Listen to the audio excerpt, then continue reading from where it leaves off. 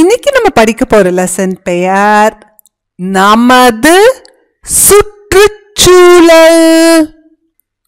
சுற்றுச்சூழல் அறிமுகம். யாழினி தன் தந்தை மற்றும் நண்பர்களுடன் பள்ளி செல்கிறாள். யாழினி: அப்பா, அங்கே பாருங்கள், பச்சை கிளிகள். அவை எங்கே போகின்றன? அப்பா: அவை குளத்தை நோக்கி செல்கின்றன.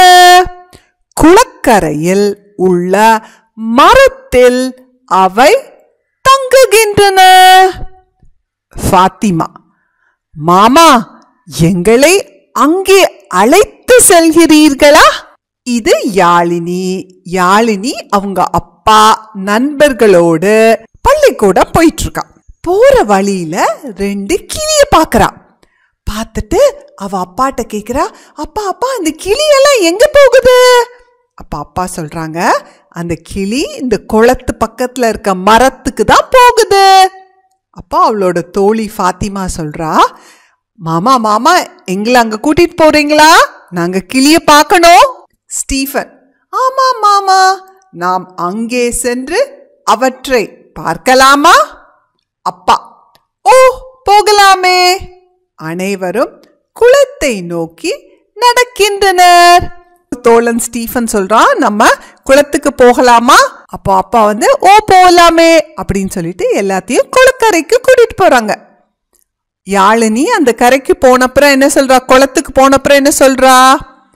நாம் அமைதியாக செல்ல வேண்டும், ஏனென்றால் அங்கே பச்சை கிளிகள் மட்டுமின்றி எறும்பு, சிலந்தி, அணில், மைனா மற்றும் குரங்கு போன்றவையும் இருக்கும். அப்போ யாழினி சொல்றா, நம்ம இப்போ குளத்துக்கு போனோம்னா அங்க கிளி மட்டும் இருக்காது, கிளி கூட வேற என்னெல்லாம் இருக்கும் அந்த இடத்துல? எறும்பு இருக்கும், சிலந்தி, அணில், மைனா, குரங்கு எல்லாம் இருக்கும். அப்ப நம்ம சத்தம் பண்ணா அதெல்லாம் பயந்துரும் இல்லையா?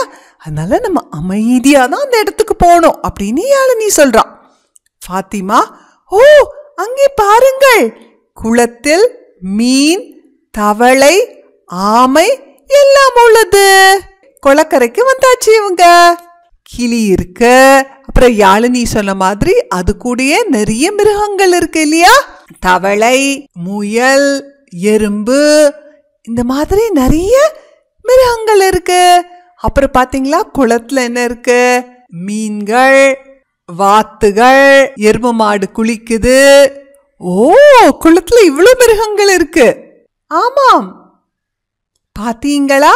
இவையெல்லாம் ஒரே இடத்தில் ஒன்றாக ஒன்றை ஒன்று சார்ந்து வாழ்கின்றன.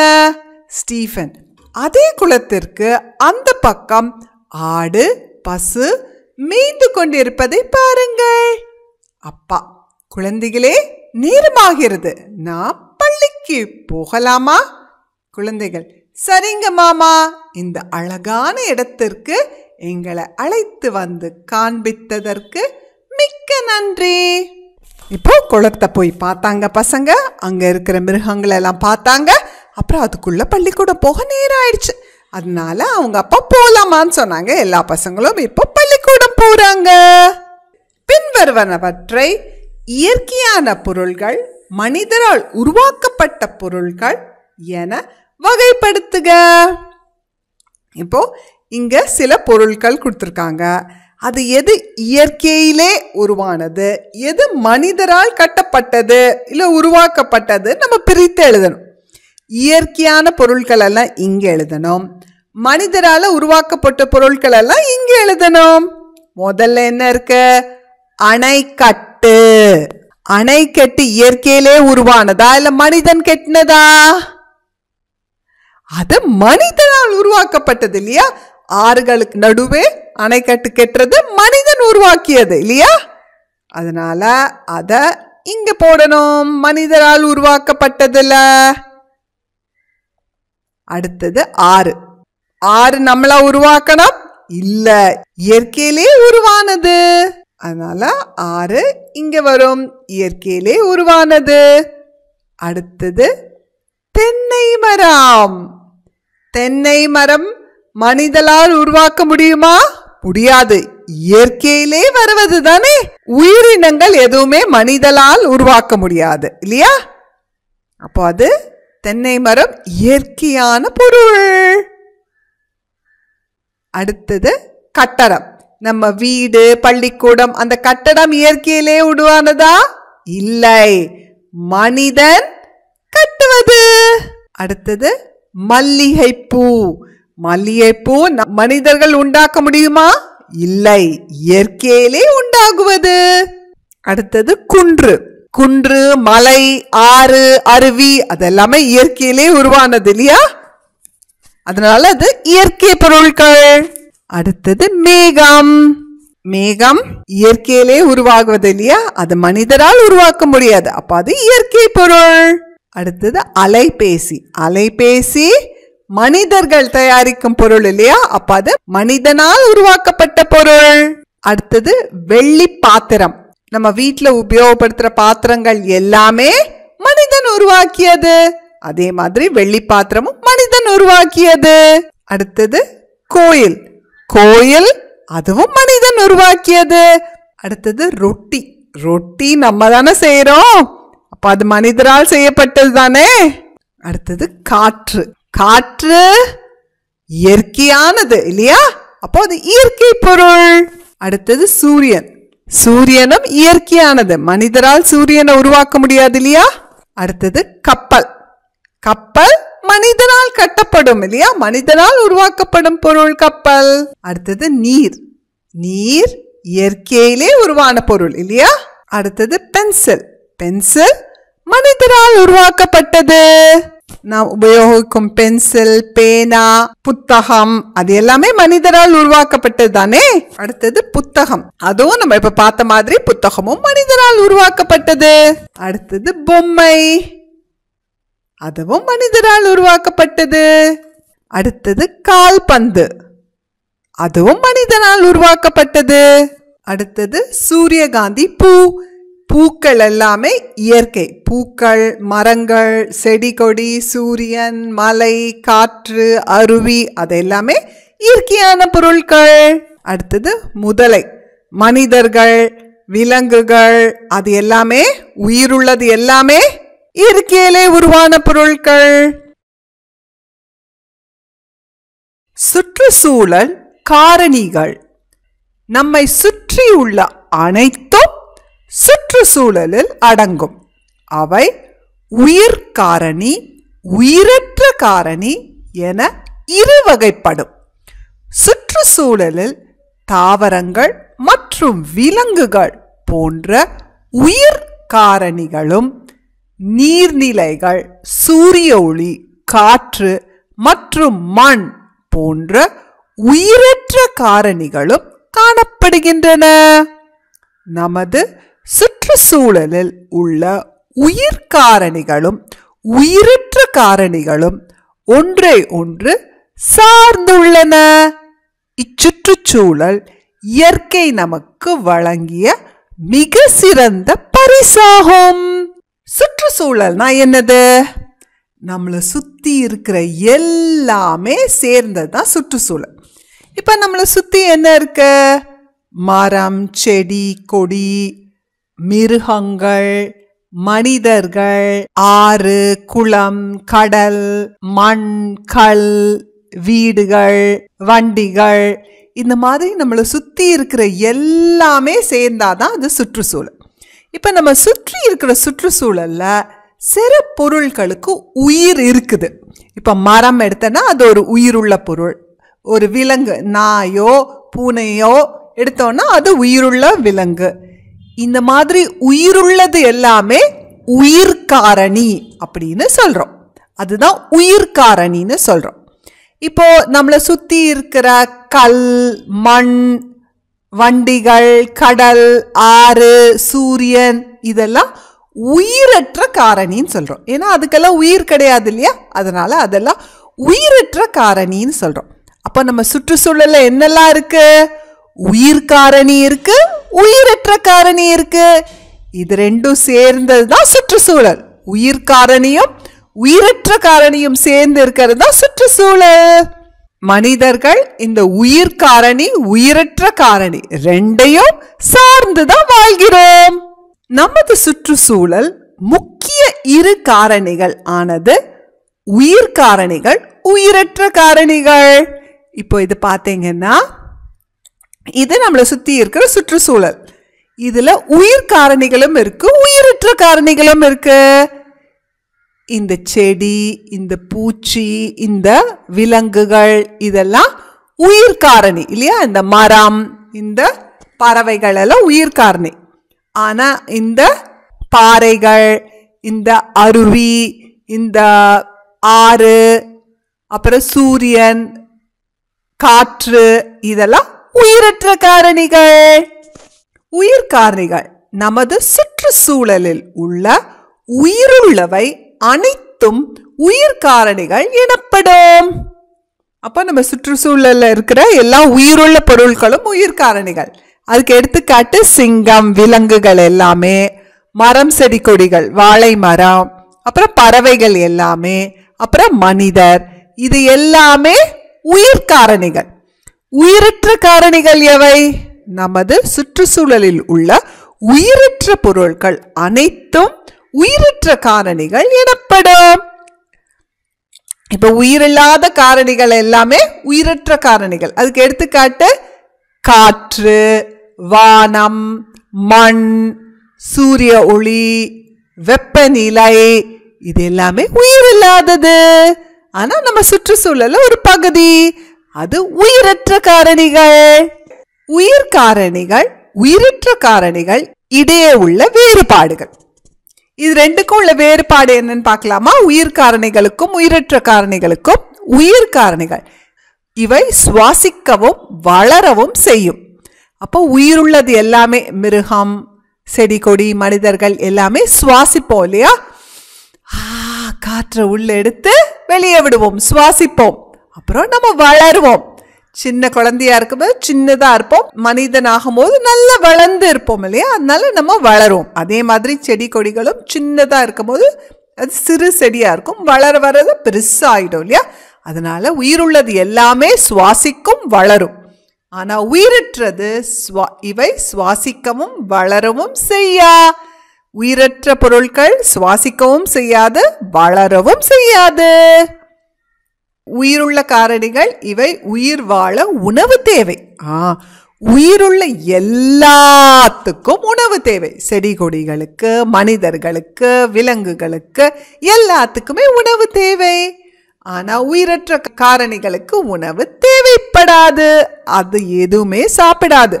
இப்போ ஒரு பாறையோ மண்ணோ சாப்பிடுமா? சாப்பிடாது.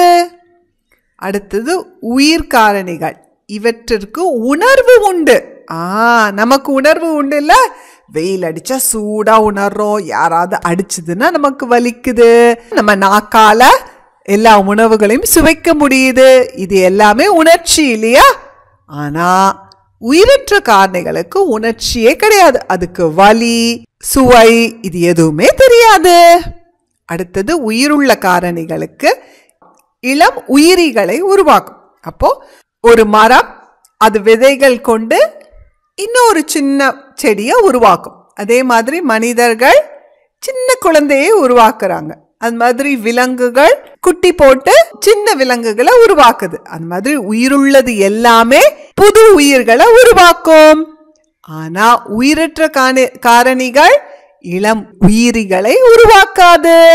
அப்போ உயிரற்ற காரணிகளுக்கு இளம் உயிரிகளை உருவாக்காது. அப்போ சின்ன சின்னதா எதுவும் உருவாக்காது. இப்போ ஒரு செங்கல் இன்னொரு செங்கலை உருவாக்குமா? உருவாக்காது இல்லையா? விலங்குகளை போல தாவரங்களால் நகர முடியாது. ஆனால் துளிர்க்கும் தாவர பகுதிகள் சூரியனை நோக்கி வளரும்.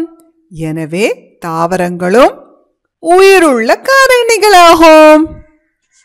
இப்போ விலங்குகள் மனிதர்கள் எல்லாம் ஒரு இடத்துல இருந்து ஒரு இடம் நம்மளால நகர முடியும் இல்லையா? அங்க இங்க போக முடியும். ஆனா செடிகளால போக முடியாது. ஆனா அப்படி இருக்க செடியே வளரும் போது எந்த திசையில சூரிய ஒளி வருதோ அந்த திசையை நோக்கி தான் அது வளரும். அதனால தாவரங்களுக்கு உயிர் இருக்குதுன்னு நம்ம சொல்றோம். பின்வரும் காரணிகள் வகைப்படுத்துக. இங்க நிறைய காரணிகள் இருக்கு. அது உயிர் காரணியா உயிரற்ற காரணியா நம்ம பிரித்து எழுதணும். முதல்ல தாவரங்கள். தாவரங்கள் உயிர் உள்ளதா உயிர் இல்லாததா? உயிர் காரணி இல்லையா? அடுத்தது நாற்காலி. இது உயிரில்லாத காரணி, உயிரற்ற காரணி இல்லையா? அடுத்தது மீன். எல்லா விலங்குகளுமே உயிருள்ள காரணி, அதனால உயிர் காரணி. அடுத்தது யானை, மிருகம், இதுவும் ஒரு உயிர் காரணி. அடுத்தது துணி துவைக்கும் இயந்திரம். இது உயிரில்லாதது. துணி துவைக்கும் இயந்திரம் உயிரற்ற காரணி. அடுத்தது மயில். மயில் விலங்கு உயிருள்ள காரணி, உயிர் காரணி. அடுத்தது புத்தகம். இது உயிரற்ற காரணி. அடுத்தது கண்ணாடி. இதுவும் உயிரில்லா காரணி, உயிரற்ற காரணி. அடுத்தது சுண்ணக்கட்டி. இதுவும் உயிரற்ற காரணி. அடுத்தது பூனை. மிருகங்கள் எல்லாமே உயிர் காரணி. அடுத்தது மழை. மழை உயிரற்ற காரணி. அடுத்தது தவளை. தவளை உயிர் காரணி. அடுத்தது கை கடிகாரம். இது உயிரற்ற காரணி. அடுத்தது மனிதன். நாமெல்லாம் உயிருள்ளவர்கள் இல்லையா? அப்ப நாம் உயிர் காரணி. அடுத்தது எழுதுகோல். பேனா, பென்சில், புத்தகம் எல்லாமே உயிரற்றது இல்லையா? அப்ப அது உயிரற்ற காரணி. அடுத்தது சிங்கம். மிருகங்கள் எல்லாமே உயிருள்ளது இல்லையா? அப்ப அது உயிர் காரணி. அடுத்தது நீர். நீர், மலை, பாறை எல்லாம் உயிரற்ற காரணி. உயிர் காரணிகளுக்கும் உயிரற்ற காரணிகளுக்கும் இடையேயான தொடர்பு. அனைத்து உயிர் காரணிகளும் தாம் வாழ்வதற்கு உயிரற்ற காரணிகளை சார்ந்துள்ளன. உயிர் காரணிகளும் உயிரற்ற காரணிகளும் உணவின் மூலம் ஆற்றலை பரிமாறிக்கொள்வதால் ஒன்றுடன் ஒன்று இணைக்கப்படுகின்றன. உயிர் காரணிகளில் மிகவும் முக்கியமானவை தாவரங்கள் ஆகும். ஏனெனில் உயிரற்ற காரணிகளான காற்று, மண், நீர், சூரிய ஒளி போன்றவற்றை பயன்படுத்தி தாவரங்கள் உணவு தயாரிக்கின்றன. உயிர் காரணி உயிரற்ற காரணிகளுக்கு இடையேயான தொடர்பு சில எடுத்துக்காட்டுகள். இப்போ நம்ம பார்க்க போறது உயிர் காரணிக்கும் உயிரற்ற காரணிக்கும் உள்ள தொடர்பு. இந்த செடிகள் உயிர் காரணி இல்லையா? அது உயிர் உள்ளது. இப்போ உயிரற்ற காரணி எது? மண், நீர், காற்று, சூரிய ஒளி, இது எல்லாமே உயிர் இல்லாதது, உயிரற்ற காரணிகள். ஆனா தாவரங்கள் உயிருள்ள காரணி. இப்போ இதுக்கும் என்ன தொடர்பு? இப்போ இந்த தாவரம் வளர்வதற்கு என்ன வேணும்? சூரிய ஒளி வேணும், நீர் வேணும். மண்ணுல தானே தாவரம் வளர முடியும். அப்புறம் மண், நீர், சூரிய ஒளி, காற்று, இதனாலே வச்சுதானே தாவரங்கள் வளர்கின்றன, அதுவே உணவு தயாரிக்கிறது. அப்போ இந்த உயிரற்றது நம்பி தானே இது இருக்கு. இந்த உயிரற்றது ஏதாவது ஒண்ணு இல்லைன்னா தாவரங்கள் இருக்காது. இப்போ மனிதன் எதை உண்டு வாழ்வான்? தாவரத்தை உண்டு தானே வாழணும். தாவரங்கள் இல்லைன்னா மனிதர்கள் இல்ல. அப்போ ரொம்ப முக்கியமானது இந்த உயிரற்ற காரணிகள். நீர், சூரிய ஒளி, காற்று, மண், இந்த உயிரற்ற காரணிகள் ரொம்ப ரொம்ப முக்கியம். அந்த உயிரற்ற காரணிகளை வச்சுதான் தாவரங்கள் வளரும். அந்த தாவரங்கள் மனிதனுக்கும் மிருகங்களுக்கும் ரொம்ப ரொம்ப முக்கியம். ஏன்னா தாவரம் ஒண்ணுதான் உணவு தயாரிக்க முடியும். இந்த உயிரற்ற காரணிகள்ல இருந்து உணவு தயாரிக்க முடியும். அந்த உணவு இருந்தாதான் மனிதனும் விலங்குகளும் உயிர் வாழ முடியும் இல்லையா? அப்ப மனிதனுக்கு என்ன தேவை? முதல்ல உணவுக்கு தாவரம், அப்புறம் நீர், அப்புறம் சுவாசிப்பதற்கு காற்று, அப்புறம் சூரிய ஒளி, அப்புறம் மனிதன் விலங்குகளை உண்பதால் விலங்குகளும் தேவை. இந்த விலங்குகளுக்கு உயிர் வாழ என்ன தேவை? தாவரங்கள். அப்போ மனிதரும் விலங்குகளும் தாவரங்களை நம்பிதான் இருக்கிறோம் உணவுக்கு. ஆனால் தாவரங்கள் அதனுடைய உணவு அதுவே தயாரித்துக் கொள்ளும். மேலே உள்ள வரைபடங்களின் மூலம் தாவரங்கள் உயிர் வாழ நீர், மண், காற்று, சூரிய ஒளி போன்றவை தேவை என்பதை அறிகிறோம். இப்ப பறவைகளுக்கு என்ன தேவை? பூச்சிகள். பறவைகள் வாழும் இடம் மரங்கள், அதனால பறவைக்கு மரங்கள் தேவை. அப்புறம் குடிப்பதற்கு நீர் தேவை, சுவாசிப்பதற்கு காத்து தேவை, அப்புறம் சூரிய ஒளி தேவை. அதே மாதிரி பூச்சிகளுக்கு என்ன தேவை? காற்று சுவாசிப்பதற்கு, அப்புறம் வாழ்வதற்கு மண், அப்புறம் உண்பதற்கு சிறு உயிரினங்கள் தாவரங்கள். இது எல்லாம் தேவை பூச்சி வாழ்வதற்கு. சுற்றுச்சூழல் சமநிலை. தாவரங்கள், மான்கள், சிங்கங்கள் மட்டும் வாழும் சுற்றுச்சூழலை கற்பனை செய்யவும். ஒரு காடு இருக்கு, அந்த காட்டுல வெறும் தாவரங்கள், சிங்கம், மான்கள் இது மட்டும்தான் இருக்கு. சரி, அனைத்து சிங்கங்களும் அகற்றப்பட்டால் மான்கள் நிலை என்ன ஆகும்? அந்த காட்டுல எல்லா சிங்கமும் போயிடுச்சுன்னா அப்போ வெறும் மானும் தாவரங்கள் மட்டும்தான் இருக்கும். அப்போ மானை எதுவுமே சாப்பிடாது. மான் அப்போ இனப்பெருக்கம், குட்டிகள் போட்டுக்கிட்டே இருக்கும். அப்போ எல்லா தாவரங்களையும் சாப்பிட்டுடுமே இந்த மான். அப்புறம் மானுக்கு தாவரங்களே இருக்காதே, எல்லா தாவரத்தையும் அது சாப்பிட்டுடுமே. அடுத்தது, மான்கள் உண்பதற்கு சிங்கங்கள் இல்லாவிட்டால் தாவரங்கள் என்ன ஆகும்? நிறைய மான்கள் ஆயிரும். அப்போ தாவரங்களே இருக்காதே, எல்லா தாவரத்தையும் மான் சாப்பிட்டு விடுமே. அனைத்து தாவரங்களும் உண்ணப்பட்டு விட்டால் பின்னர் மான்களின் நிலை என்ன ஆகும்? ஆமா, எல்லா தாவரங்களையும் மான் சாப்பிட்டுச்சுன்னா தாவரமே இருக்காது. அப்போ புதுசா பிறக்கிற குட்டிக்கு தாவரமே இருக்காதே சாப்பிட. ஒரு சுற்றுச்சூழல் மண்டலத்தில் உயிர் மற்றும் உயிரற்ற காரணிகளுக்கு இடையே ஆற்றலானது உணவு சங்கிலி மூலம் கடத்தப்படுவது முக்கியமான ஒன்றாகும். சுற்றுச்சூழல் சமநிலை என்பது நுண்ணுயிர்கள், தாவரங்கள் மற்றும் விலங்குகள் என அனைத்தும் வாழ்வதற்கேற்ற சூழ்நிலை மண்டலமாகும். இப்போ தாவரங்களுக்கு எது ஆற்றல் தருது? இப்ப தாவரங்களுக்கு ஆற்றல், உணவு எதுல இருந்து கிடைக்குது? சூரிய ஒளி, நீர், காற்று. இதை வச்சு அதுவே உணவு தயாரிச்சு அதுல இருந்து ஆற்றல் கிடைக்குது. அப்போ அது உயிரற்ற காரணிகள்ல இருந்து அதுவே உணவு தயாரிச்சு அது ஆற்றல் கிடைக்குது. இப்ப மனிதனுக்கு ஆற்றல் எங்க கிடைக்குது? தாவரங்கள் உண்பதால் தாவரங்களிலிருந்து தான் ஆற்றல் கிடைக்குது இல்லையா? அதே மாதிரி பூச்சிகளுக்கும் தாவரங்களிலிருந்து ஆற்றல் கிடைக்குது. அப்போ தாவரங்கள் உயிரற்ற காரணிகளிலிருந்து அதுவே உணவு தயாரித்து ஆற்றல் பெறுகிறது. மற்ற எல்லா உயிரினங்களும் தாவரத்தை உண்டு ஆற்றல் பெறுகிறது.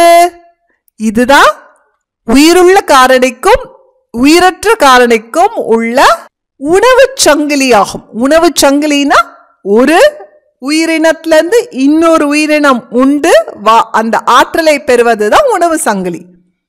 உயிர் காரணி மற்றும் உயிரற்ற காரணிகளுக்கு இடையேயான சீரான உணவு மற்றும் ஆற்றல் சுழற்சி கொண்ட சூழ்நிலை மண்டலமே சுற்றுச்சூழல் சமநிலை எனப்படும்.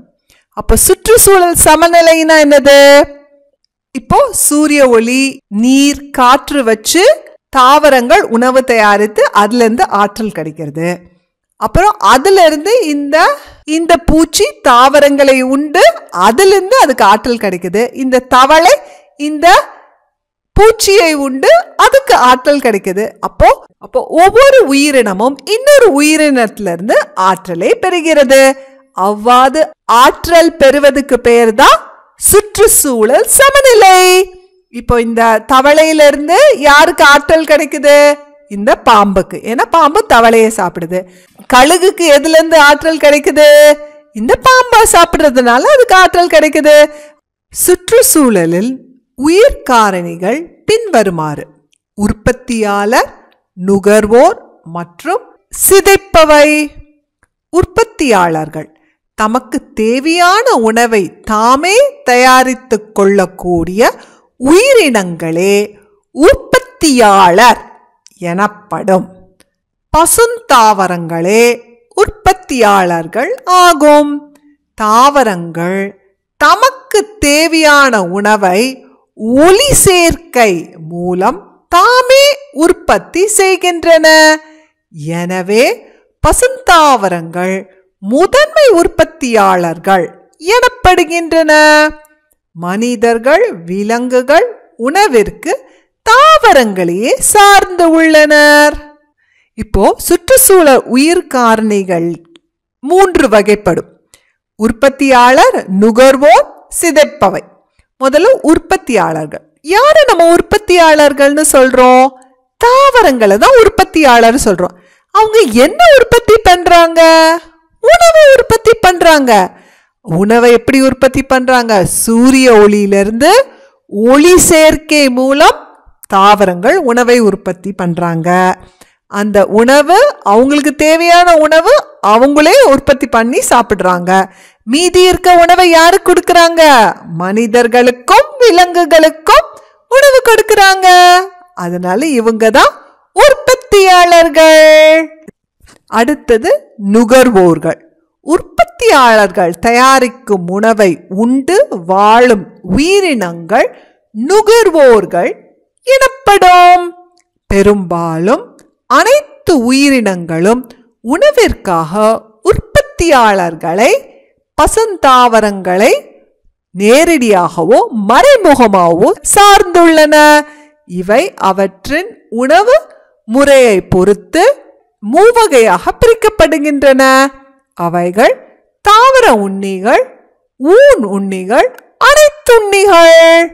யாரு நுகர்வோர்? நுகர்வோர் மனிதனும் மிருகங்களும். ஏன்னா அவங்க எதை உண்டு வாழ்றாங்க? உற்பத்தியாளர்கள் தயாரிக்கும் உணவை உண்டு வாழ்கிறார்கள்.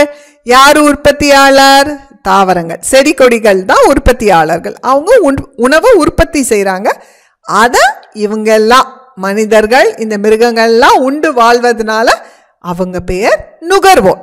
சரி, இப்போ இந்த மிருகங்கள் 3 வகைப்படும். ஒன்று தாவரம் உண்ணிகள். இப்ப நீங்க முயல் எடுத்துக்கிட்டீங்கன்னா, முயல் தாவரங்களை மட்டும்தான் உண்ணும். அதனால அது பேர் தாவர உண்ணிகள். சிறுத்தை எடுத்துக்கிட்டீங்களா, அது பேர் ஊன் உண்ணி. ஏன்னா அது மாமிசம் மட்டும்தான் உண்ணும், அது தாவரத்தை உண்ணாது. இந்த முயலோட மாமிசத்தை சாப்பிடுது. ஆனா அந்த முயல் எதை சாப்பிடுது? தாவரங்களை சாப்பிடுது.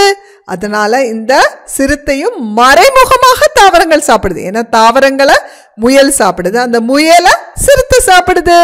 அதனால இந்த சிறுத்தைக்கும் மறைமுகமாக தாவரங்கள் வேண்டும். தாவரங்களே இல்லைன்னா முயல்களே இருக்காது. முயல்கள் இல்லாட்டி இந்த சிறுத்தைக்கும் உணவு இருக்காது. இந்த மாதிரி பறவைகள் எல்லாம் அனைத்துண்ணிகள். அப்படின்னா அவங்க மாமிசமும் சாப்பிடுவாங்க, தாவரத்தில் இருக்கிற விதைகளும் சாப்பிடுவாங்க. அப்ப தாவரங்களையும் மாமிசத்தையும் சாப்பிடுபவர்கள் பேரு அனைத்துண்ணிகள். அடுத்தது சிதைப்பவை. இறந்த தாவரங்கள் மற்றும் விலங்குகள் இருந்து மட்கச் செய்து உணவை பெறுபவை சிதைப்பவை எனப்படும். இவையே மண்ணிற்கு ஊட்டச்சத்துக்களை வழங்குகின்றன. எடுத்துக்காட்டு பாக்டீரியா, புஞ்சை. இப்போ ஒரு செடியை வெட்டி போட்டுட்டோம், இல்லைன்னா ஒரு விலங்கு இறந்து விட்டதுன்னா அது மண்ணுல விழுந்துரும் இல்லையா? அப்போ அந்த மண்ணுல இருக்கிற நுண்ணுயிர்கள், அது பேரு பாக்டீரியா, புஞ்சை போல இருக்கிற நுண்ணுயிர்கள் அந்த இறந்து போன விலங்குகளை உணவாக உட்கொண்டு அதை சிதைக்கிறது. உணவு உட்கொண்டு அதோட கழிவு மண்ணுக்கு உரமாக சேர்க்கிறது. அந்த மாதிரி இறந்து போன தாவரங்களையும் விலங்குகளையும் உண்ணும் உயிரினங்கள் தான் இந்த சிதைப்பவை. பின்வரும் உயிர் காரணிகளை வகைப்படுத்துக. இப்போ இங்க இருக்கிற உயிர் காரணிகள் உற்பத்தியாளரா, நுகர்வோரா, சிதைப்பவையான நம்ம பிரித்து எழுதணும். துளசி, துளசிங்கிறது என்னது? தாவரம். தாவரம் எல்லாமே உற்பத்தியாளர். அடுத்தது பூஞ்சை. பூஞ்சைங்கிறது என்னது? சிதைப்பவை. ஏன்னா அது இறந்து போன தாவரத்தையும் விலங்குகளையும் மறுபடி உரமாக மாற்றுவது. அடுத்தது மாமரம். மாமரம் ஒரு தாவரம். தாவரம்னா அது உற்பத்தியாளர். அடுத்தது முதலை. முதலைங்கிறது என்னது? விலங்கு. விலங்குகள் எல்லாருமே நுகர்வோர்கள். முதலைங்கிறது என்ன நுகர்வோர்? ஊனுண்ணி. ஏன்னா அது மாமிசம் மட்டும்தானே சாப்பிடும். அடுத்தது கழுகு. கழுகு ஒரு விலங்கு, அதனால அது நுகர்வோர். ஆனா அது என்ன வகையான நுகர்வோர்? அது ஊனுண்ணி. ஏன்னா அது என்ன சாப்பிடும்? மாமிசம். அடுத்தது பூனை. பூனை என்னது? விலங்கு இல்லையா, அதனால அது நுகர்வோர். ஆனா இது என்ன உண்ணி? இது அனைத்துண்ணி. ஏன்னா இது தாவரங்களும் சாப்பிடும், மாமிசமும் சாப்பிடும். அடுத்தது நாய். நாய் விலங்கு, அதனால அது நுகர்வோர். என்ன வகையான நுகர்வோர்? அது அனைத்துண்ணி.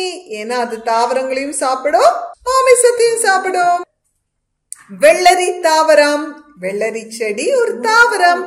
எல்லா தாவரங்களுமே உற்பத்தியாளர். அடுத்தது மனிதன். மனிதன் யாரு? மனிதன் நுகர்வோர். நுகர்வோர்ல எந்த வகையான நுகர்வோர்? அனைத்துண்ணி. ஏன்னா மனிதன் விலங்குகளையும் சாப்பிடுவான், தாவரங்களையும் சாப்பிடுவான். முயல். முயல் விலங்கு, அதனால அது நுகர்வோர்.